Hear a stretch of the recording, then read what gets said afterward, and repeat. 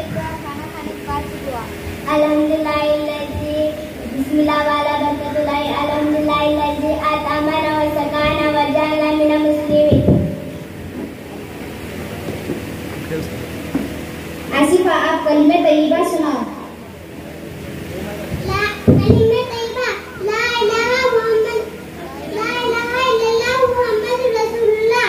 तर्जुमा, अल्लाह के सिवा कोई माबूद नहीं, मोहम्मद सल्लल्लाहु अलैहि वसल्लम अल्लाह के रसूल है।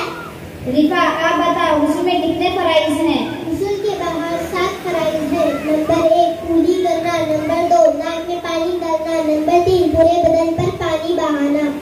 आसिफा, आप बताओ दिन रात में कितने वक्त की नमाज फर्ज है? दिन रात में 5 वक्त की नमाज फर्ज है।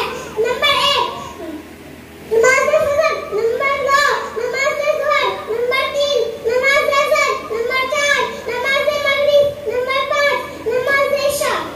अल्हम्दुलिल्लाह, हम लोग मदरसे अरबिया तौहीद चंदावर में 1 घंटा पढ़ते हैं, बाकी टाइम स्कूल और ट्यूशन में रहते हैं।